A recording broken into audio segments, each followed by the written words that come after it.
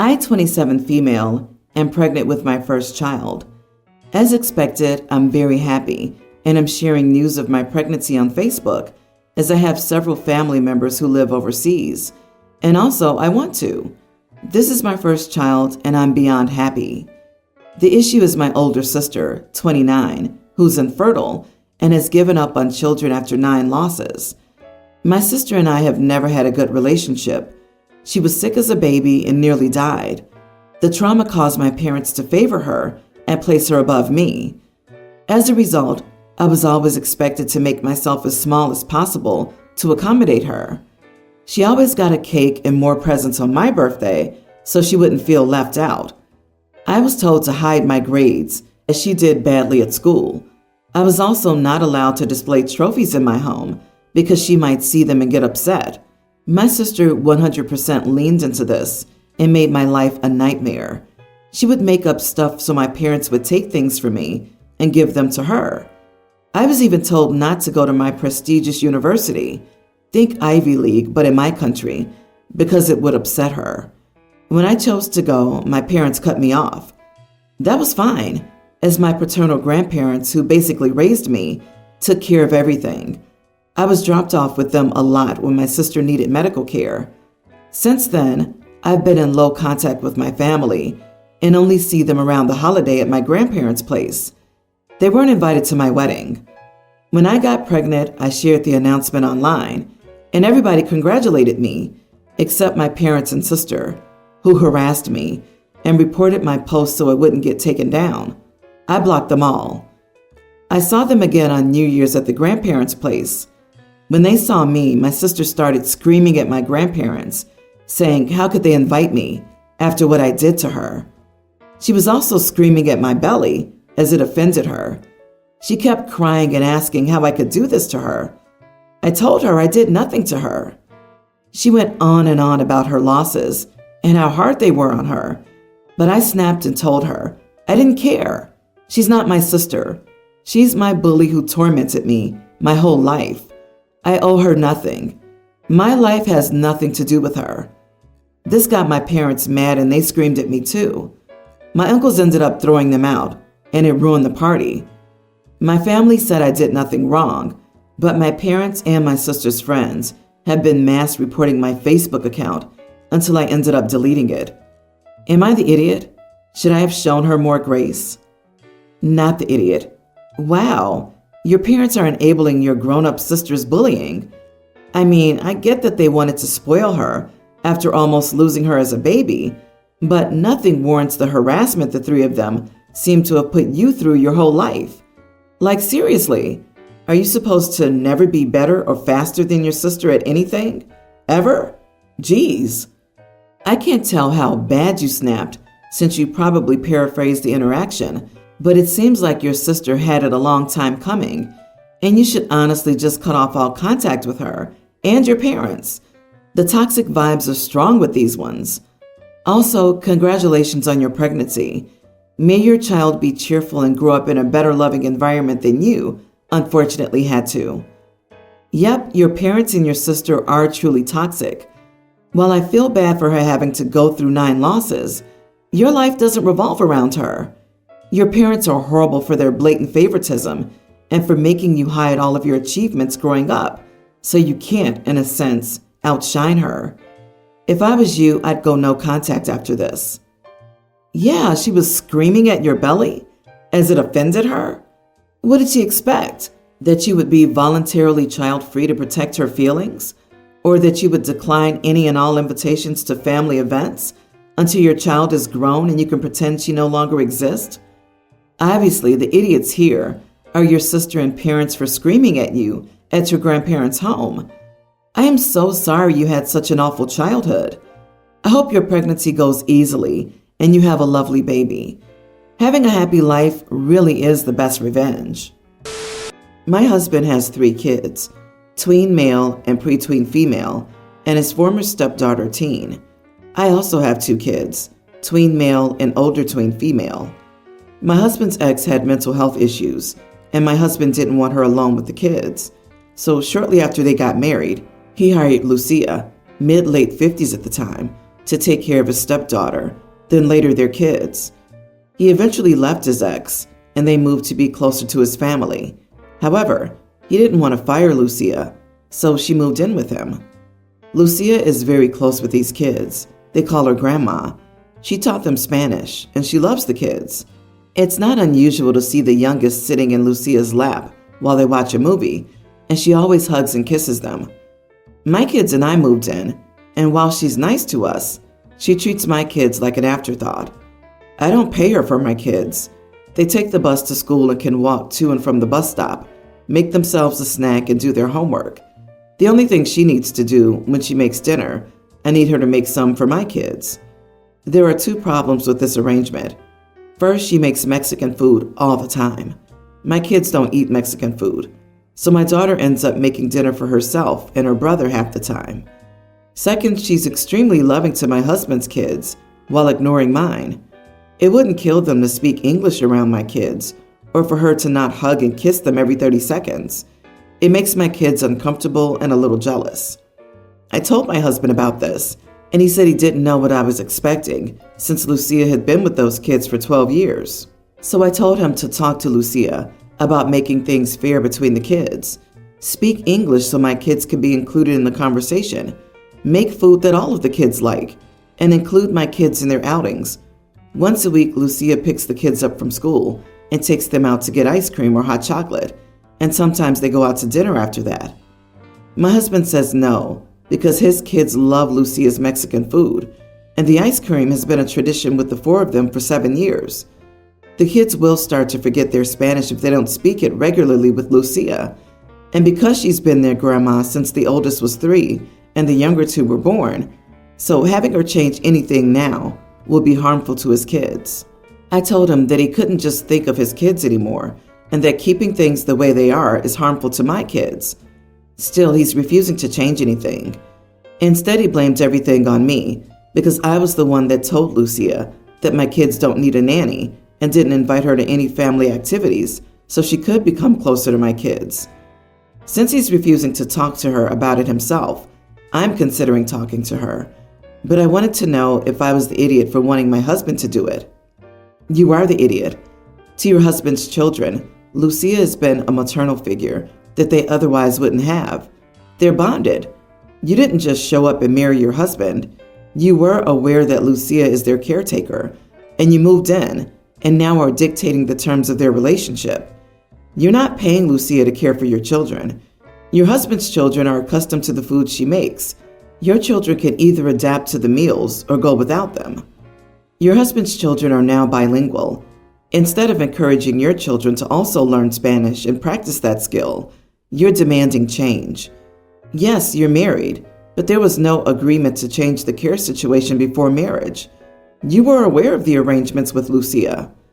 It seems you're trying to sabotage the relationship, which is not okay. Yep, how do you join someone else's family and be like, things are gonna have to change around here, solely to benefit you and make you more comfortable, without creating or adding any positive or benefit for the family you want to become a part of? You're being selfish and entitled and sound like you would be a horrible step-parent. You aren't paying her to take care of your kids. She definitely shouldn't have to make a separate special meal for kids she isn't being paid to take care of. The same goes for special outings for your kids. It seems you want to make your stepkids' lives worse, to make your and your kids' lives more convenient, and you'd like your husband to pay for it all. You're the entitled one, aren't you? My family owns property in a tropical destination that is very popular this time of the year. My friends and I, all girls in our early 20s, have been talking about going to my parents' house for years, and this January was finally the season. Everything was aligning in our favor. An acquaintance of mine, Jessica, who's a part of our larger group of friends, heard about the upcoming trip and asked to join us.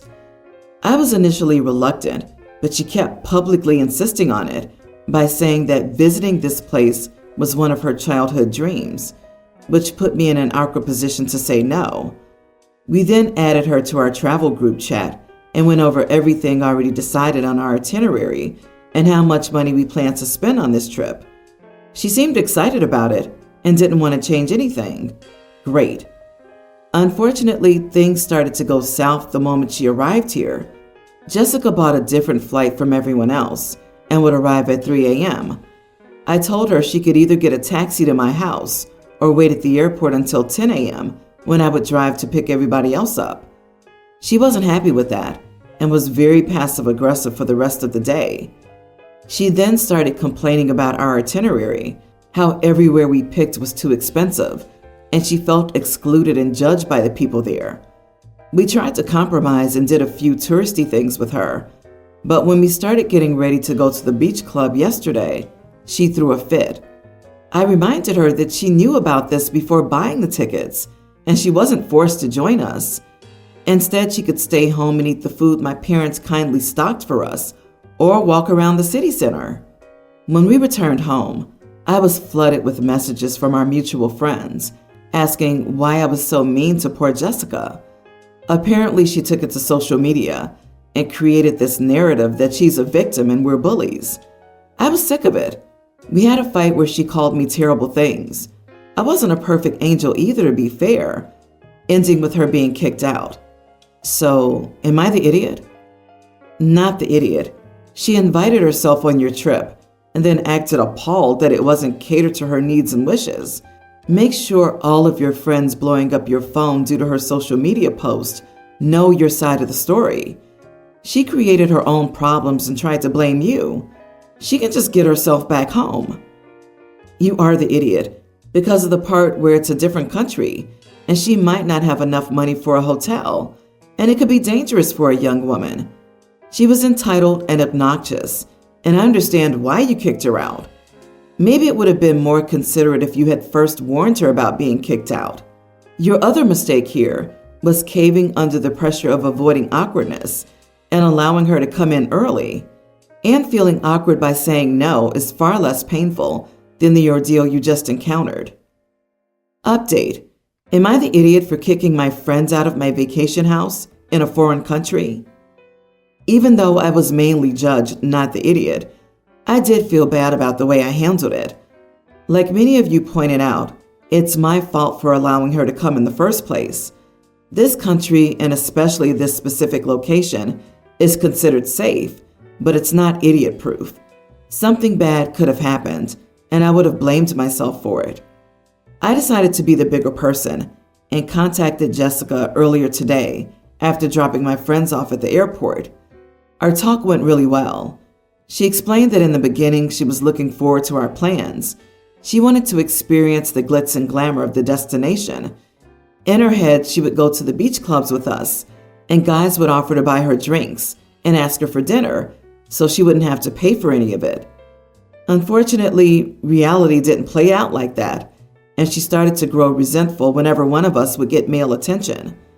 The final straw was when I wouldn't let her borrow a wetsuit from me when we went scuba diving. She wouldn't fit in any of our extras, and I didn't want them to stretch or break. She said that it triggered her imposter syndrome and body dysmorphia, so she didn't want to go to the hot spots with us, as it affected her mental health. I told her that while I understand where she's coming from, I hope she realizes that my friends and I are not in the wrong for sticking to our original itinerary and not catering to her insecurities. We didn't bully her once, and slandering us on social media for her own issues was unacceptable and unhinged. She genuinely apologized for her behavior, and she knew she was in the wrong. I also apologized for kicking her out in the heat of our fight and offered to pay for her hotel and any fees she had to anticipate her flight. She thanked me and said she would request the payment via a money app. Everything was going well until I saw the request for 5,000 euros. What? I texted her, asking if this was the right amount. She said yes. I asked for receipts, but she didn't have any. I asked for bank statements or any sort of proof. She got angry and went back to being her rude, irrational self. I blocked her everywhere, and I won't talk to her ever again. Well, this took a turn at the end. Do I understand this correctly? So this woman came on vacation and didn't have enough money to do the activities because she thought other travelers or locals would pick up her bar bills to flirt with her?